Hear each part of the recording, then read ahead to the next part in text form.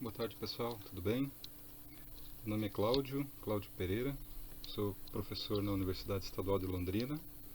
Eu atuo na área do design, especificamente na interface do design com a sustentabilidade, por meio do ecodesign e outras abordagens que eu vou falar para vocês na sequência. Eu gostaria de começar falando que essa é uma área de atuação bastante extensa, né?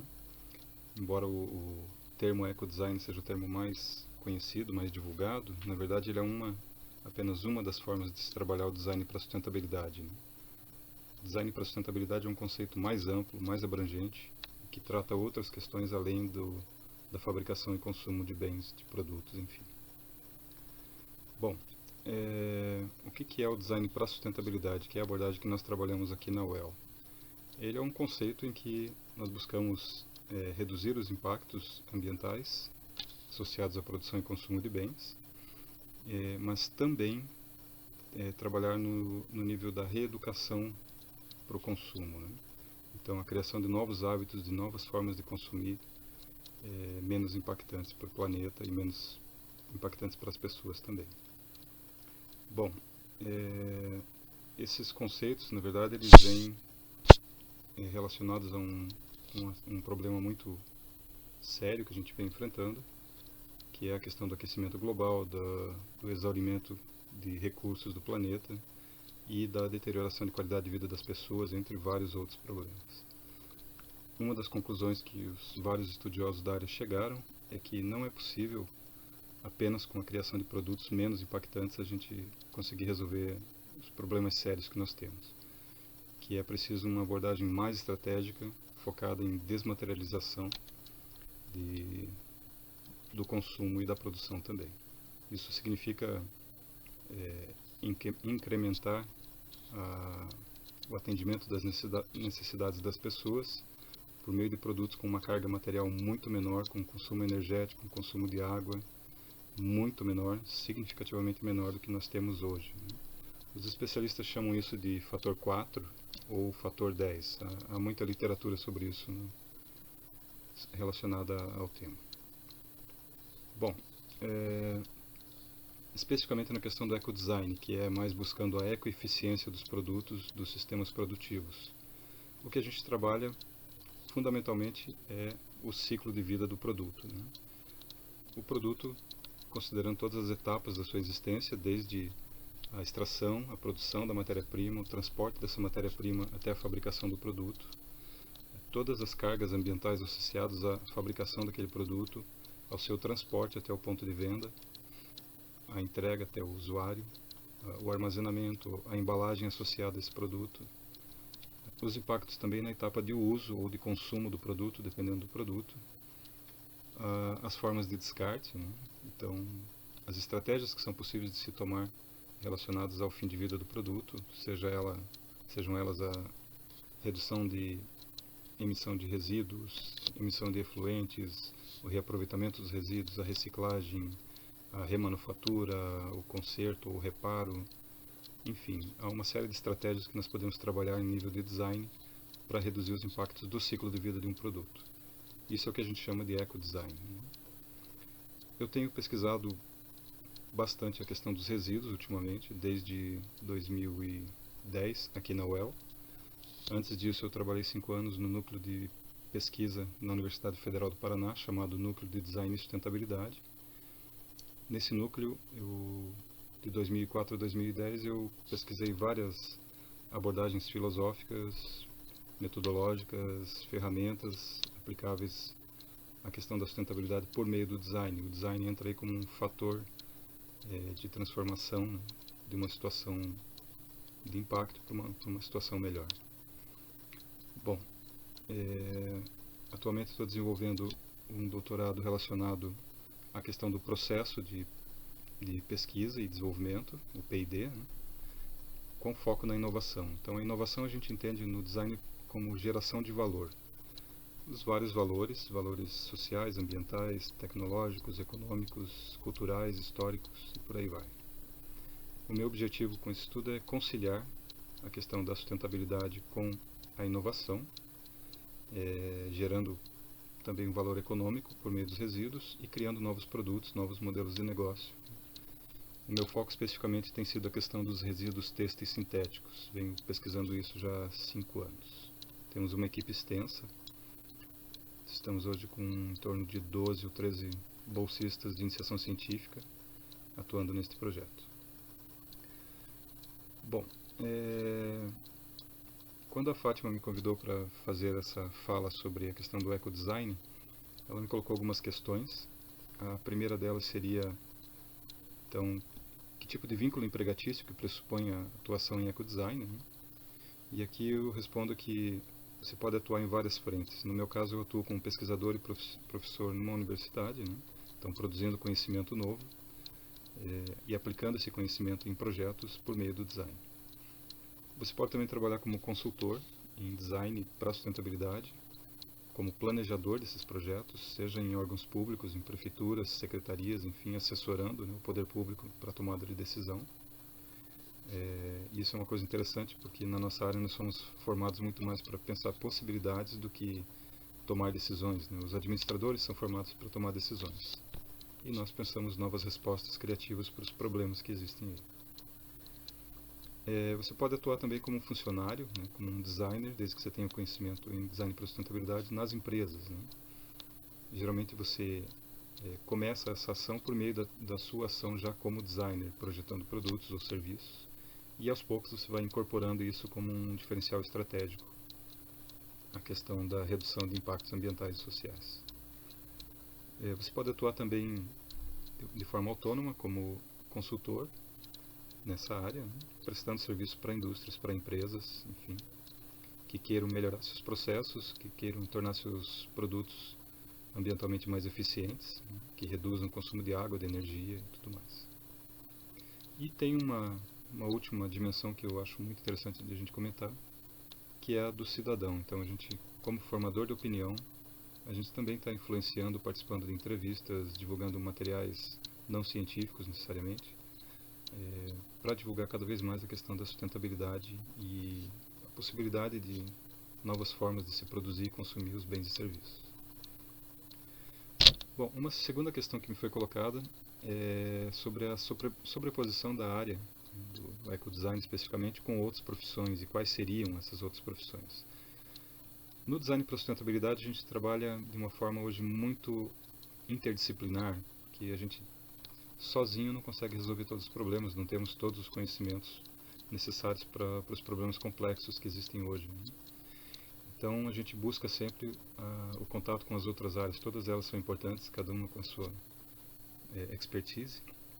E um exemplo disso é um projeto que nós fizemos e estamos desenvolvendo, né, já na segunda edição, em que nós buscamos resolver o problema dos resíduos têxteis, buscando novas formas de reciclagem, em parceria com o Departamento de Química da Universidade Estadual de Londrina e também da equipe de consultores de negócios da Agência de Inovação da Universidade.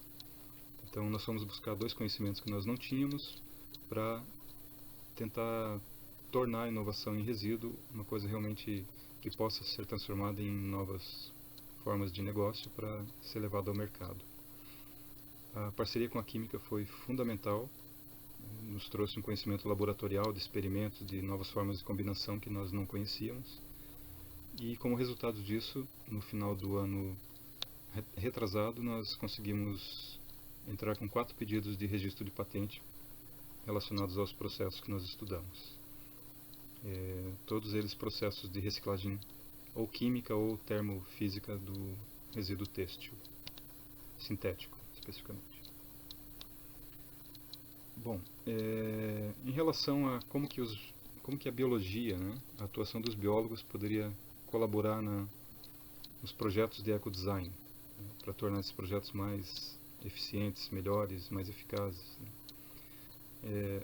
No design a gente vê que a nossa área é uma área fundamentalmente agregadora, uma área catalisadora, né?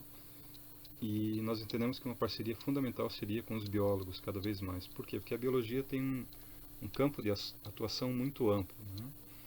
E pode nos trazer conhecimentos riquíssimos. Vou dar alguns exemplos, né? Nós trabalhamos muito com fundamentos da ecologia, por exemplo, né? As interações homem-natureza, os impactos ambientais decorrentes dessa interação. Então, os vários assuntos relacionados à questão ecológica nos interessam muito e essa é uma das várias frentes de atuação do biólogo, né? Nós trabalhamos, por exemplo, com a questão do que a gente chama de ecologia industrial, que seria uma imitação dos sistemas naturais aplicados ao sistema produtivo, trazendo, por exemplo, o conceito das cadeias alimentares para as cadeias de indústria, em que o resíduo de uma alimenta a outra, que alimenta a outra, e assim sucessivamente, né? E todos saem enriquecidos nesse processo. Por outro lado, a redução dos impactos dos resíduos pretende-se que seja maior também, porque os resíduos são reabsorvidos em vez de descartados precocemente. Então, o objetivo é fazer recircular o máximo possível esse alimento entre as indústrias, né?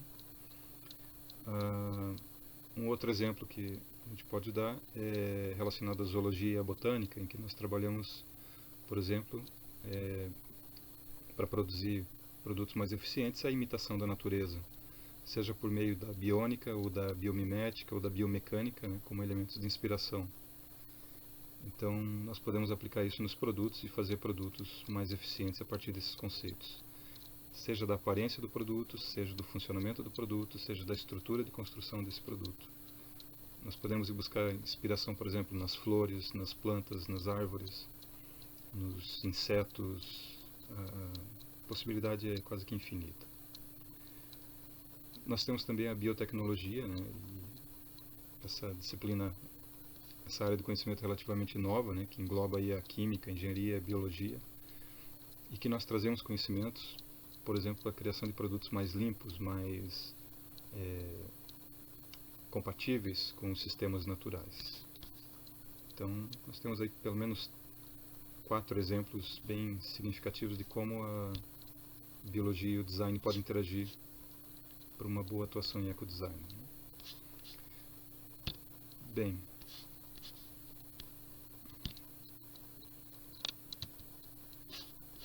me foi colocada uma outra questão que seria relacionada às atividades que eu exerço no dia a dia em relação ao ecodesign, né?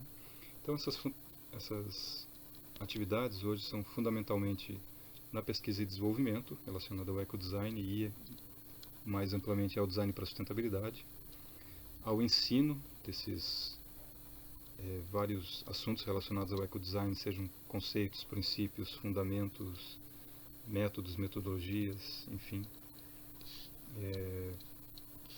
para se produzir, para se desenvolver e produzir produtos ou serviços mais eficientes ambientalmente e socialmente. Foi colocado também a questão dos dilemas profissionais que eu eventualmente encontro ao longo da prática profissional. Então, essas dificuldades seriam hoje, por exemplo, são várias, né? Como pesquisador no país, nós temos vários problemas na atualidade. Um deles seria que nós temos que rotineiramente fazer escolha quando estamos desenvolvendo novos produtos entre a variável financeira e a variável ambiental, que a gente chama de trade-off, né? Então eu tenho que escolher entre reduzir mais o impacto ambiental de um produto, mas aí esse produto se tornar mais caro, por exemplo. E muitas vezes isso acontece. Há maneiras de conciliar, mas ainda é uma dificuldade, né? Os produtos que têm um desempenho ambiental melhor são vistos como mais caros, ainda menos acessíveis, né? Essa é uma dificuldade que nós ainda temos. Tecnologias mais limpas ainda são um pouco mais caras do que as outras, mas elas tendem a baixar. A energia solar no Brasil é um exemplo disso. É uma tecnologia que tem se disseminado muito, cresceu muito nesses 2 últimos anos. Há uma série de empresas novas surgindo. Uma outra dificuldade que nós temos na pesquisa, porque a pesquisa no Brasil é feita na maior parte em universidade pública, é a comunicação com as empresas, né? Há uma distância aí infelizmente ainda entre muitas vezes o que a empresa espera e o que nós podemos oferecer em termos de conhecimento, mas principalmente de prazos, de expectativas de retorno da pesquisa, que muitas vezes o nosso tempo é diferente do das empresas, né? Nós percebemos muitas vezes uma distância entre o que realmente deveria ser praticado, feito, né? Seguindo os princípios, os fundamentos da sustentabilidade e do design para a sustentabilidade, e o que ocorre na realidade, né? O que está sendo feito aí fora ainda está muito longe do ideal. E nós temos dificuldade de implementar essas mudanças, né? E uma grande dificuldade que nós temos para tudo isso hoje também é a falta de condição adequada, né? Inclusive financeira, para se fazer pesquisa no Brasil. Não só do fornecimento de recursos, mas da continuidade desses recursos. Então, muitas vezes você tem recurso num ano e no outro ano você não tem para trabalhar e você quebra um trabalho no meio, o que dificulta todo um processo de pesquisa e desenvolvimento. Isso aí realmente são algumas das dificuldades que nós temos. Bom, uma outra questão seria sobre qual a importância de se realizar um trabalho dentro da área do ecodesign, para mim, né? Eu vejo pelo menos três pontos fundamentais. Um seria a questão de se plantar sementes, né? É uma área que ainda está crescendo. Começou aí nos anos 90 e de lá para cá cresceu muito no Brasil, mas ainda há muito o que se fazer. Embora tenha muito mais gente falando sobre o assunto, o fato é que as empresas ainda não incorporaram como poderiam incorporar esses fundamentos, né? Eu tenho uma preocupação muito especial com a questão das micro e pequenas empresas, que são a maior parte das empresas do Brasil, e que ainda não incorporaram metodologias, ferramentas, métodos para se trabalhar o ecodesign. E é o meu foco de interesse hoje tentar ajudar essas empresas a incorporar esses conhecimentos. Um outro ponto importante para mim é a questão de formar os futuros pesquisadores e profissionais na questão do ecodesign, né? Então, como a maior parte dessa pesquisa é feita em universidade pública, nós temos uma obrigação e um compromisso muito grande de formar esses novos profissionais, que é o que vão, eu espero, transformar a realidade nos próximos anos, né? Então é essa nova geração que está vindo que vai fazer essa transformação, eu acredito nisso. O nosso papel aqui é formá-los, né? E um terceiro ponto que eu acho muito importante nesse trabalho é tentar, na medida do possível, produzir um conhecimento que seja útil para as empresas, né? Que elas consigam realmente aplicar, mas também para o poder público, para o governo, para prefeituras, secretarias de governos estaduais, enfim, que poderiam aproveitar melhor esse tipo de conhecimento que está sendo produzido, né? E incorporar nos seus processos, por exemplo, nos processos de licitação, né? Os órgãos públicos poderiam inserir questões de sustentabilidade como requisito de licitação, além da questão do preço, né? É uma dificuldade que nós ainda temos na própria licitação na universidade. E eu acho que nós podemos colaborar muito para isso. Eu queria finalizar então dizendo que esse é um trabalho realmente muito gratificante, um trabalho que nos anima muito, nos enche de esperança, né, de que a gente consiga transformar o que está, esses estudantes que estão vindo, né, que estão se formando, transformar o trabalho deles e com isso a gente transformar a realidade daqui para frente, né? Eu me sinto bastante realizado em atuar nessa área, né? Gosto muito de trabalhar com a minha equipe.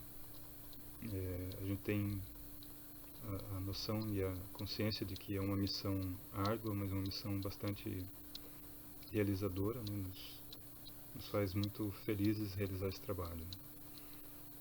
Então é um trabalho que eu incentivo o máximo possível para que outros também desenvolvam. Se fosse me aposentar fazendo esse tipo de trabalho, eu realmente seria um bom plano de fim de vida. É isso então, eu espero ter colaborado com vocês e eu fico à disposição para futuros contatos, futuros esclarecimentos. Queria deixar meu muito obrigado.